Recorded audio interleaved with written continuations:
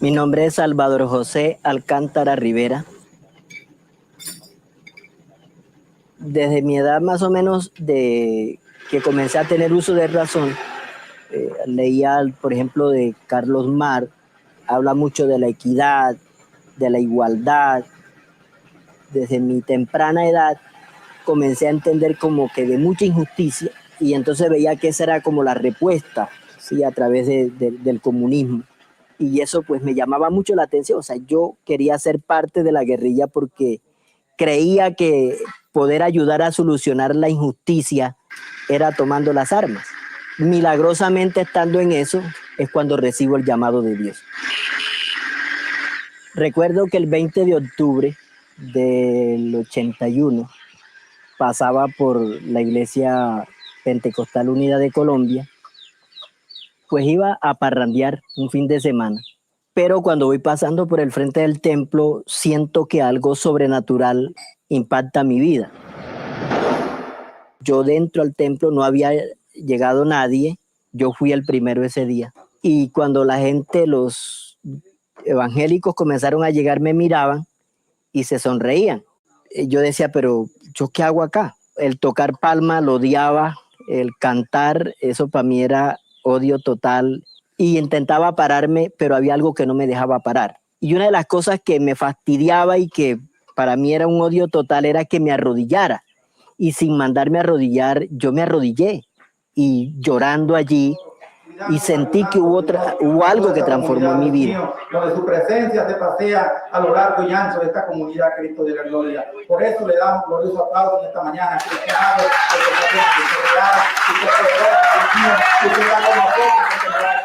Todavía no me había tomado la primera pola, estaba totalmente en mi cabalidad. Al contemplar los cielos, el firmamento y las estrellas miran. Entonces me mandaron a pastorear a San Luis, como a hacer la prueba, y de ahí es que me trasladaron entonces el 20 de agosto del 95, me trasladaron aquí al Guasá. Le dije a Ulises que mañana si no llueve es a las 6, pero si llueve es a las 9. ¡Punto!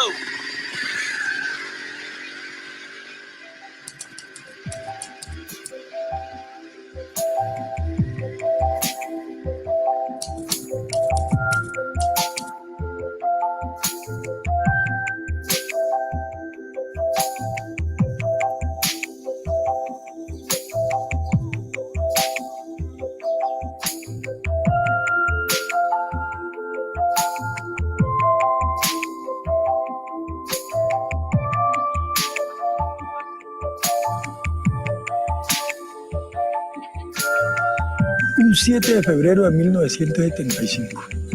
Llegué aquí a este puestecito donde estoy. Llegué con la señora. Llegué teniendo yo 23 años y ella 19 años. Tengo prácticamente 40 años de estar aquí. Cuando yo llegué por aquí, estos eran unos terrenos baldíos. Por aquí no existía ningún Barreto, no existía ningún terrateniente, ni mafia, ni nadie. Nosotros llegamos a algo solo, los pusimos a cultivar como campesinos. El señor Barreto se presenta por aquí. Él llegó a la orden, Lucía, llegó como en el 85 más o menos, llegó ese señor por aquí. Nadie sabía que él era narcotraficante, nadie sabía. Él fue descubierto que la policía antinarcótica lo cogió como en el 92, algo así. Entonces en el 2000 él entra con los paracos. Dijo que tenía 500 fusiles para sacar a la gente de aquí, si no salían a las buenas, salían a las malas, que habían 500 fusiles y que el río Magdalena daría cuenta de todo el mundo. Entonces comenzó a atemorizar. Y como esa era la amenaza, era que el río podía con todo lo que se le echara. Y entonces uno vivía asustado de todo. Hacíamos los cultos y rapidito a las 8 ya estábamos para la casa porque nos daba miedo. Al saber la situación de que este señor había llegado como paramilitar y que venía a recuperar las tierras que había tenido, y no solamente las que había tenido, sino todas las tierras del corregimiento, unas 20,000 hectáreas. Entonces hablé con los líderes, les dije a los líderes, yo conozco a Barreto, yo soy amigo de Barreto, ¿por qué no vamos y hablamos con ellos? Y a ver a qué acuerdo se puede llegar y que la gente no tenga que salir de acá desplazada.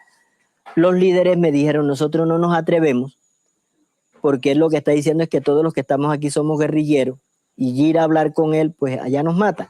Ya nos puso a nosotros de guerrilleros, que nosotros éramos guerrilleros y que nosotros lo habíamos despojado de sus bienes y le habíamos hecho no sé qué cantidad de robos. Y miren los ladrones cómo estamos, pobrecitos. Todos los que vivíamos acá de este lado del Garzal éramos objetivo militar de los paramilitares. Y haciéndole cabecilla. ¡Ay,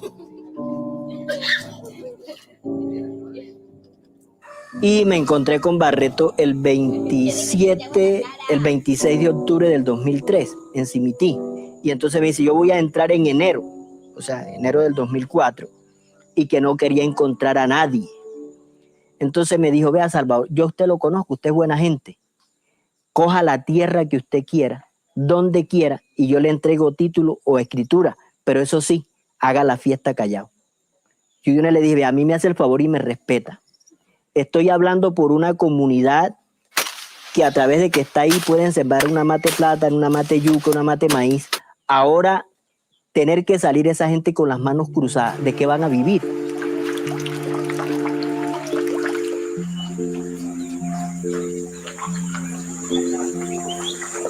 Y pues ya me dicen de que la orden que hay es donde me encontraran me asesinaran. Pues fue una situación difícil. A mí me daban pues unos ataques de nervios tremendos. Y nosotros estando pues en toda esa situación, mi esposa lloraba, las hijas. Una de las personas que pusieron ellos ahí nos decía, si ellos supieran lo que a ellos les va a pasar, ellos se fueran de ahí, salieran de aquí de esta región, porque los Barretos, por lo menos Jairo, ya tiene contratado un personal para que los vengan a asesinar a ellos ahí. Las tres que estábamos aquí en la casa en ese momento con él y con mi mamá siempre hablábamos de lo mismo, que si papi se iba a meter en organizar la comunidad y luchar por el terreno, las tierras, algo le iba a pasar a él. Yo no quería, porque yo le decía a él que se dejara de eso, que él aquí había venido a pastorear.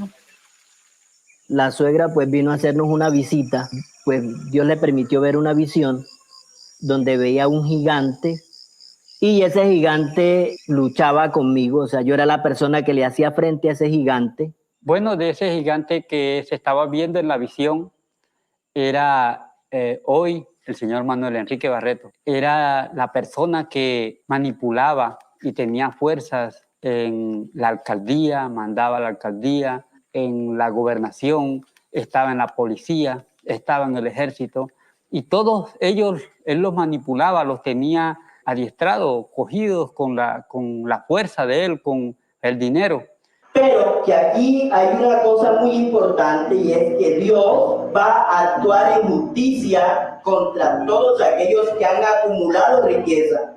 El que tiene plata hace lo que quiere y para él el dinero es su Dios. Pero nosotros agradecemos a Dios y actuamos en fe creyendo que nuestro Dios es real y que Él provee para aquellos que tenemos esa esperanza en Él. Pero que a través de que tenemos la fe, actuamos como la palabra de Dios lo está diciendo. Y aunque se había levantado un gigante con lanza y jabalinas contra mí, me apropié de las promesas igual que David, salí triunfante. Y aunque se había levantado un gigante con lanza y jabalinas contra mí, me apropié de las promesas igual que David, salí triunfante.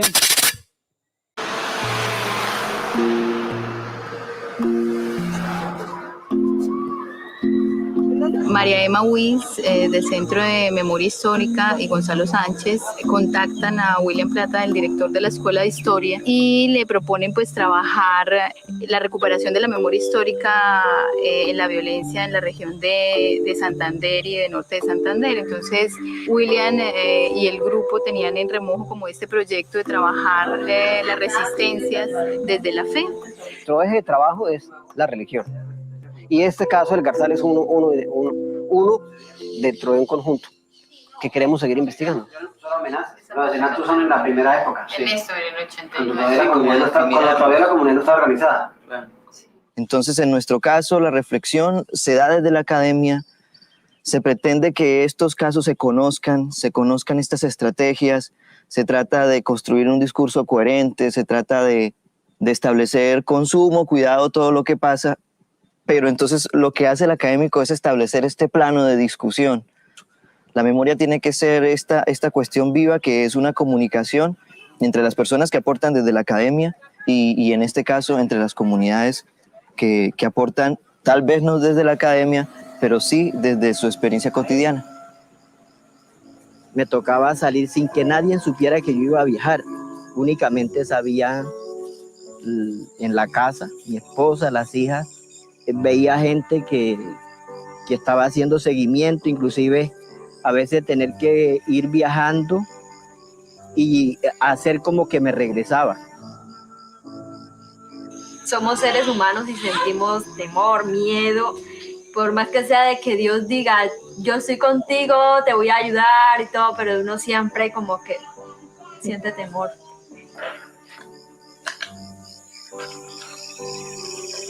Nosotros oíamos latir los perros en la noche y ya parecía que ese era el último día. Y pues estando orando como a las 2 de la mañana, mi esposa, que era la que tenía, pues yo veía como el miedo más fuerte, y a ella es que Dios a través del Espíritu Santo la toma. Dios tomó mis cuerdas vocales y mi mente quedó en blanco y el Señor comenzó a hablarle a él.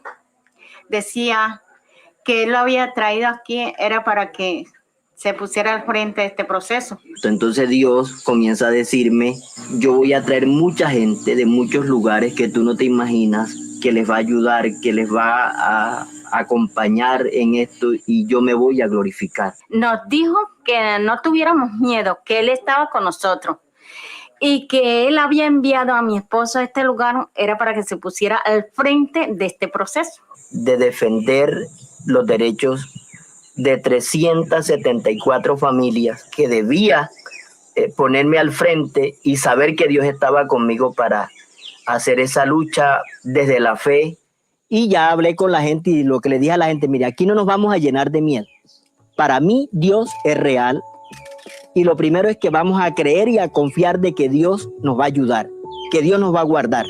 Alguien nos cuenta que uno de los paramilitares le comentó a él, diciéndole, ¿qué tienen ustedes en el Garzal? ¿A qué santo se aferran ustedes? ¿Cuál es el voto de su devoción? Dijo, ¿por qué? Porque nosotros una vez íbamos a hacer un masacre y cuando ya saltamos del bote y llevamos unos pasos hacia directo a Garzal, a hacer el daño que íbamos a hacer, nos entra un temor, un miedo, nos tiemblan las piernas y el comandante dice, todo el mundo se regresa y al bote. Nosotros ahí podemos ver, sentir, saber que Dios está con nosotros. Este caso reunía como las condiciones necesarias para trabajar la resistencia desde la fe, cómo una comunidad se organiza en torno a la iglesia, en este caso una iglesia evangélica, no solo a nivel espiritual o a nivel de fe, sino también a nivel de resistir y de crear estrategias para resistir a los agentes violentos, en este caso a la guerrilla, a los paramilitares, etcétera, etcétera. Nosotros comenzamos entonces a organizarnos y algunos decimos que la parte en Colombia donde más se hacía reuniones era aquí en Garzal, porque cada 2 días, cada 3 días estábamos reuniéndonos. No íbamos a protestar, a salirle al enemigo, a armarnos acá con armas. La arma de nosotros fue la oración.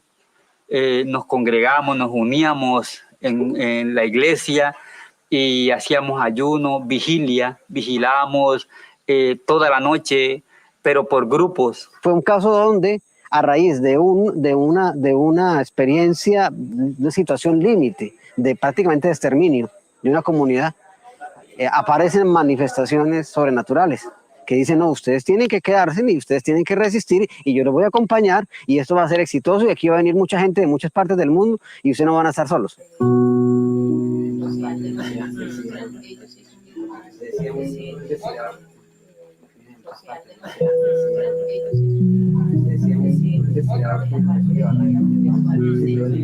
Me parece interesante uno poder contar, ¿sí?, con gente que uno puede confiar, poder contar lo que nos ha pasado y que esa gente a quien uno le está contando pueda difundir lo que nos ha pasado, que es lo importante aquí. Entonces creo que eso nos ayuda psicológicamente y espiritualmente, porque creo que parece que se hiciera en uno como una descarga de todo, de un acumulado que uno tiene de los problemas que ha vivido. Es una cosa que a uno le cambia la vida. El historiador tiene que entrar en una conexión con la comunidad, porque todos estos procesos de reconstrucción de memoria dan cuenta de una identidad y empezamos a encontrar que dentro de la religión está un dinamismo que hasta ahora los investigadores y los académicos no han explorado, y no han explorado por prejuicios heredados. Son simplemente unos prejuicios que a veces no tienen fundamento, prejuicios como que la religión oprime, la religión está al lado de los poderosos, la religión oculta la realidad, cuando aquí estamos encontrando que la religión es un factor para vencer el miedo, es un factor de motivación para las personas, es un factor que también organiza. En este caso, la religión resulta ser un factor primordial para entender la dinámica social de nuestras comunidades en Colombia. Hemos logrado cambiar ese concepto que Barreto había dado de nosotros, que la comunidad del Garzal era una comunidad guerrillera. Somos una comunidad de paz, una comunidad unida, que llegamos primero que Barreto a estas tierras. La mayor parte de los casos que estudia el Centro Nacional de Memoria son casos donde hay una victimización muy grande. Aquí hubo una prevención, porque la comunidad no simplemente se sentó, se puso a rezar y a esperar a que lloviera el favor de Dios, sino que actuó. ¿Qué hizo? Llamar a todo el mundo, llamar a organizaciones sociales, ONGs, gubernamentales, no gubernamentales, nacionales e internacionales, que vivieron acá. Al venir acá, eso también genera una especie de, pues los hace muy visibles. Echaron a poner ficha por un lado y a buscar ayuda de una parte y de otra parte y de otra parte. Y actualmente, pues, tenemos los títulos que los dio Incoder. La presente adjudicación se efectúa con fundamento en el numeral segundo 28 hectáreas, 12.990. Bueno, lo que Barreto decía que era de él aquí eran 23.000 hectáreas y yo lo que tengo acá son en mi finca nomás 16 hectáreas. Aquí hay más o menos 3 hectáreas de maíz y a esta parte tengo 2 hectáreas de cacao, pero también tengo cacao y plátano. Ahora nos sirve esa tierra por la que él ha luchado tanto. Yo sí estoy contenta de estar viviendo acá. Yo creo que vivir en la ciudad, no sería capaz de vivir en la ciudad. Aquí me defiendo bien, trabajo aquí también. Y no sé, a la ciudad creo que vendería chicle.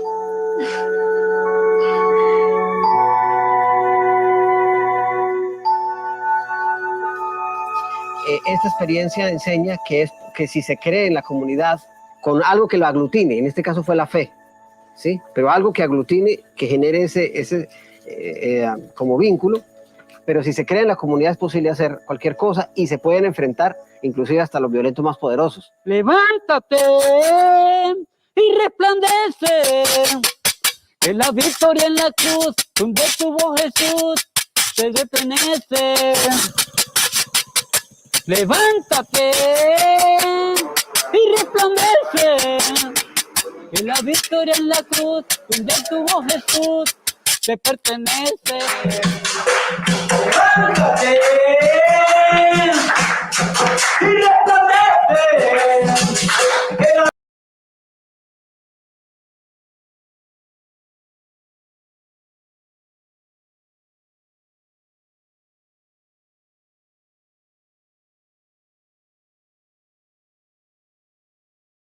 Monseñor Eliezer, Monseñor Serna, y a todas las personas aquí presentes, también al profe William a través de la Universidad de la UIS.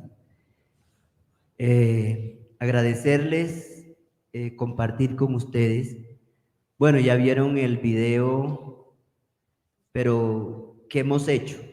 A través de la amenaza, fue una amenaza de exterminio que hicieron los paramilitares con nosotros. Yo le escuché a Monseñor Serna ayer dos cosas súper importantes que han sido clave, relevantes en este proceso, y es que él decía, y también es mi lema, Monseñor, la fe es de acción, y digo a Dios orando y con el mazo dando. También tengo ese lema, ¿oyó? No es solamente orar, hay que actuar. A veces sabemos algunas misiones que solamente es orar, pero no se actúa, como esperar que sea Dios que venga y haga. Nosotros tenemos que dar pasos de acción, porque la fe sin obra es muerta. Así como el cuerpo sin espíritu está muerto, la fe sin la obra es muerta. Inclusive Santiago dice, muéstrame tu fe por tus obras, que yo te mostraré mi fe por las obras. Entonces, la oración ha sido un factor fundamental. O sea, cuando nosotros recibimos la amenaza ya el 26 de octubre del 2003, logré hablar personalmente con la persona que estaba interesada en despojar de las tierras a los campesinos. Y lo que me dijo fue de que él iba a adentrar en el 2004, estaba hablando con él en octubre del 2003, y que iba a adentrar en enero, y que no quería encontrar a nadie. Que le dijera a los campesinos que si él llegaba en enero y que el que encontraba el río Magdalena recibía todo el que él le tirara. Ese día que él me dice eso, yo sentí que a mí como que se me fueron las fuerzas.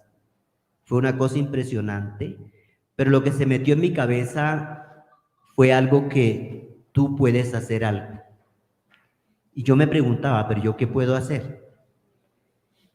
En todo caso, apenas yo supe esa noticia tan fuerte, lo que hice fue convocar a la iglesia a una reunión y hacer actividades de clamor a Dios. Esa es una de las cosas que decíamos Monseñor Serna ayer. La oración es fundamental, es muy relevante, y comenzamos a hacer esas jornadas de clamor, de ayuno, de vigilias, pidiéndole a Dios que nos diera la sabiduría y la inteligencia cómo afrontar esa situación, y que nos ayudara a cómo denunciar y visibilizar lo que estaba pasando.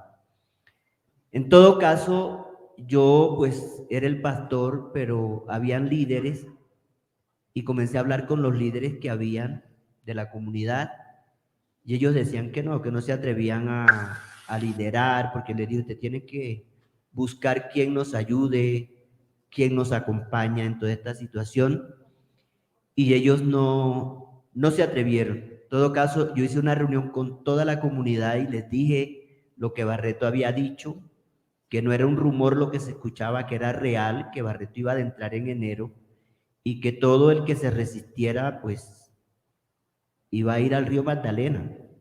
En todo caso, yo tuve una discusión con Barreto, no discusión, sino tratando de concientizarlo, y lo último que me terminó diciendo fue de que él tenía 500 fusiles para recuperar esas tierras a sangre y fuego.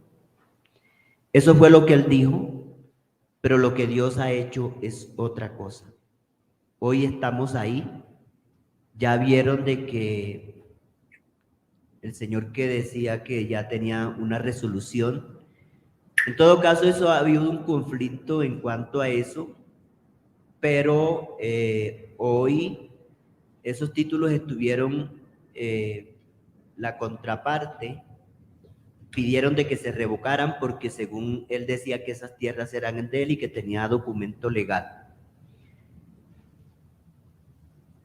Hoy ya, por ejemplo, esas tierras no se logró o no lograron que esos títulos se revocaran, sino que hoy la Agencia Nacional de Tierra reconoce y que los campesinos que están allí sí son sujetos de reforma agraria. Inclusive ya estamos en el proceso de registro de esos títulos, pero fue un trabajo arduo para que hoy estemos en esto. Lo que Dios nos dijo, que Él traería a mucha gente de muchos lugares, o sea, lo que mi esposa decía cuando Dios habló a través del Espíritu Santo. Para nosotros es muy real lo que dijo Jesús en el libro de San Juan, capítulo 15, verso 3. Dijo, pero cuando venga el Espíritu Santo, el Espíritu de verdad, Él los guiará a toda la verdad y no hablará por su propia cuenta, sino que hablará todo lo que oyere y os hará saber las cosas que habrán de suceder. Dios, todo lo que ha sucedido en el proceso del Garzal, Dios nos ha guiado, nos ha enseñado, y también lo que dijo que iba a suceder, lo ha prometido tal cual. Entonces, en la reunión que yo hice con la comunidad para que se pusieran al frente los líderes y buscaran mecanismos de ayuda, la comunidad dijo que no, que ellos no se atrevían, entre ellos no había nadie que se atreviera. Entonces me dijeron, pastor, la persona que nos puede ayudar es usted. Y yo dije, o sea, de una vez se me vino, o sea, yo ponerme a liderar esto, yo soy pastor, yo no vine aquí a pelear tierra. El caso es que algunos dogmas en las misiones o iglesias a veces nos restringen el servicio a la gente que tanto lo necesita. Digo esto porque uno de los, por ejemplo, el dogma de la iglesia cuadrangular nadie puede servir a dos señores porque bien le queda mal al uno o le queda mal al otro. Pero yo hoy en el Señor he aprendido que si a alguien hay que servirle es a nuestros semejantes. Ese es el deseo de Dios y propósito de Dios en la vida de nosotros. Entonces, yo le dije a la gente, yo no soy el que tengo los pantalones más bien amarrados aquí, pero yo acepto el reto. Yo sé que lo que voy a hacer es ponerme la lápida, porque lo que los paramilitares dicen no tiene paso atrás. Pero yo acepto el reto. Yo creí que Dios, y creo que Dios es real, yo lo sé, todo lo que ha pasado, por todo lo que he tenido que pasar, yo he podido ver que Dios es real, ¿sí? Y comencé a liderar y a buscar quien nos ayudara.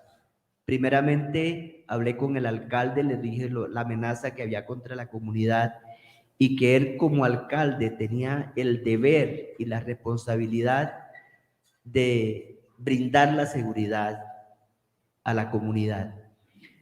La segunda parte donde toqué fue al programa de Desarrollo y Paz. Hoy está Ubencel acá, es testigo de eso. Para nosotros el programa de Desarrollo y Paz ha sido tan fundamental, o sea, es la gente que ha estado con nosotros de una manera innegable. Y los logros que hoy tenemos el programa de desarrollo y paz hace parte de esos grandes logros. El Padre Francisco de Ruz siempre está en mis oraciones, como van a estar en mis oraciones todos los que hoy están aquí, ¿sí? Porque ese es nuestro deber. En todo promesa de Dios, a nosotros nos acompañan 33 organizaciones nacionales e internacionales. La MAPOEA, la ONU, Justa Paz, Mencolde, Suicé, mejor dicho, hay una cantidad de organizaciones que han estado con nosotros y nos ayudaron a denunciar y visibilizar esta situación.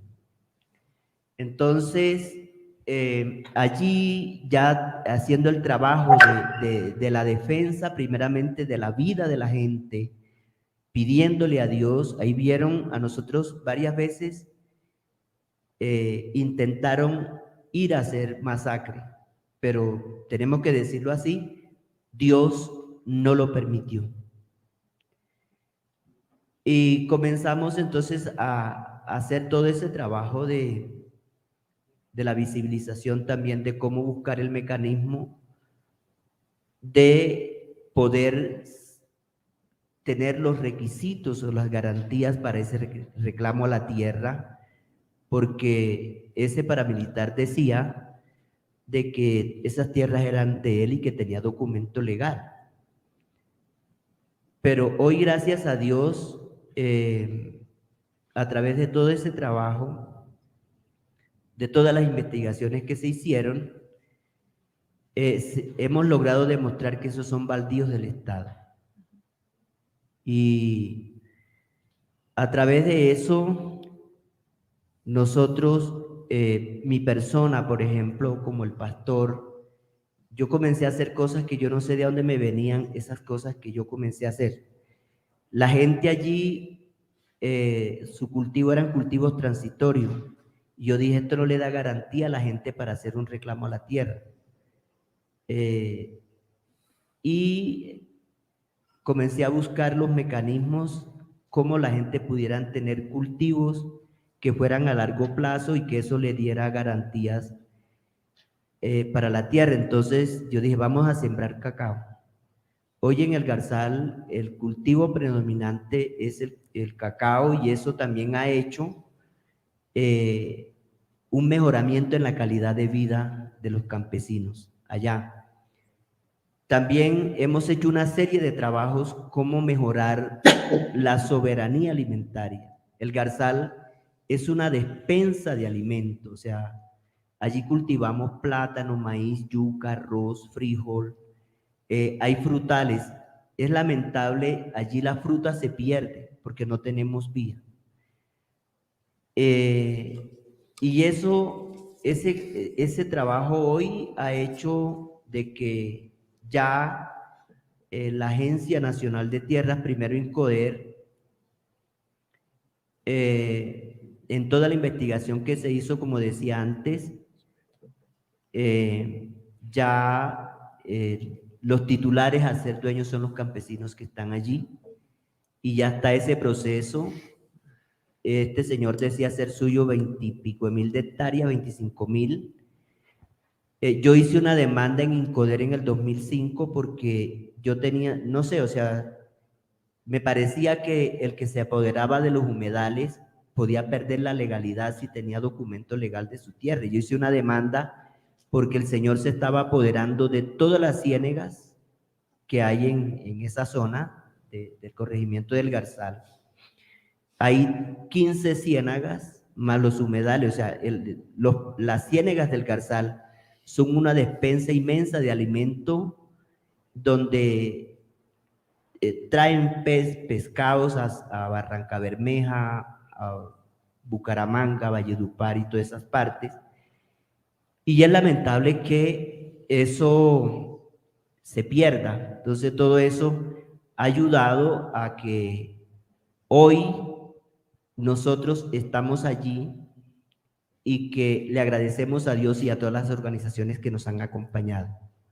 y que la gente que se creyó que iban a salir, estamos, y agradecemos a Dios y a todas las personas que nos han acompañado, y lo que Dios ha hecho no fue lo que Barreto dijo, sino que estamos en nuestra tierra. Muchas gracias.